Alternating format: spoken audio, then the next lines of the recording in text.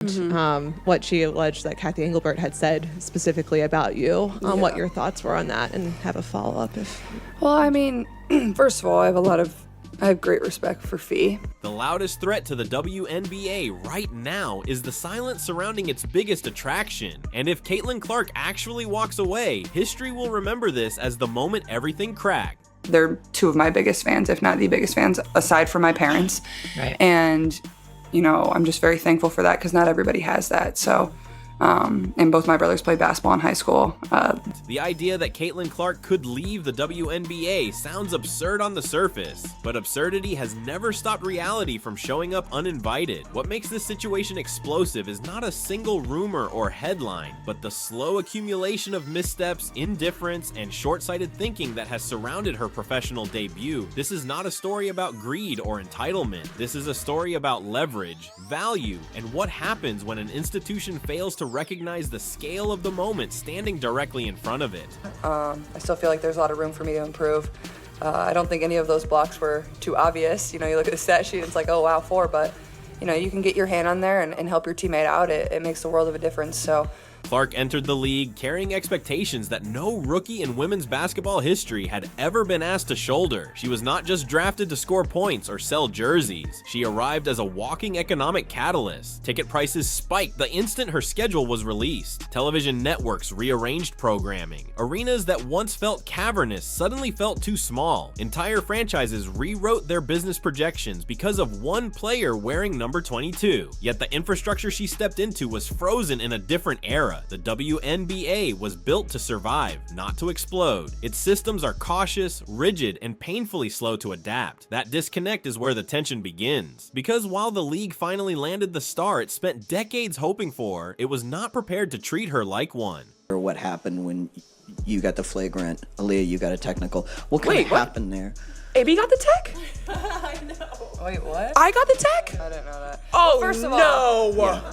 On behind closed doors, executives understand the numbers. Clark's presence reshaped sponsorship conversations overnight. Brands that previously hesitated suddenly wanted exclusivity. Media partners stopped asking if women's basketball could draw eyeballs and started asking how much inventory was available. That kind of momentum is rare in any sport, and it demands aggressive protection. Instead, what followed felt passive, almost detached, as if the league assumed the wave would carry itself. The contract structure tells part of the story. Clark's rookie deal was a formality, a number decided long before her impact was fully visible. But context matters. Professional sports are filled with examples where organizations bend, stretch, and creatively rework systems to retain transformative figures. In this case, the system stayed rigid. And the message that rigidity sends is not neutrality. It signals a lack of urgency.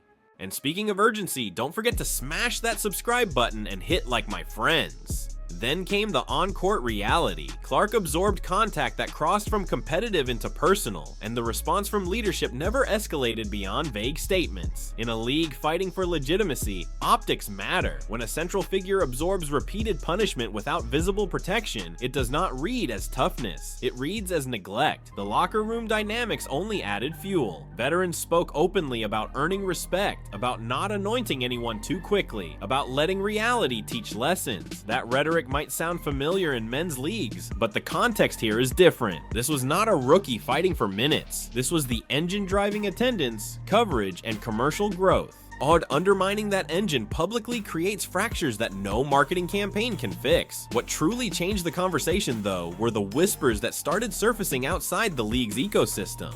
International clubs have always been part of women's basketball economics, but Clark exists on a different tier. The reported interest is not about supplementing income during the offseason. It is about building an empire around a single athlete. Multi-year commitments, revenue sharing, creative ownership structures, entire leagues willing to redesign themselves around her presence. This is where the comparison to global superstars becomes unavoidable. In other sports, once-in-a-generation players are not treated as replaceable labor. They are treated as strategic partners. When that partnership fails to materialize domestically, other alternatives emerge, and those alternatives are not modest. European basketball, particularly in Spain and Turkey, has quietly evolved into a luxury product for elite players. Facilities rival NBA standards. Training schedules prioritize longevity. Marketing campaigns center around star power. For Clark, the appeal is not just financial, it is structural respect, being placed at the center of a project rather than asked to blend into an existing hierarchy. Then there is the rise of breakaway leagues. Player-driven ventures are no longer theoretical experiments. They are funded, organized, and intentional. These leagues are not interested in tradition. They are interested in control. Equity is the hook. Ownership is the end game. For an athlete who already commands global attention, that proposition changes the calculus entirely.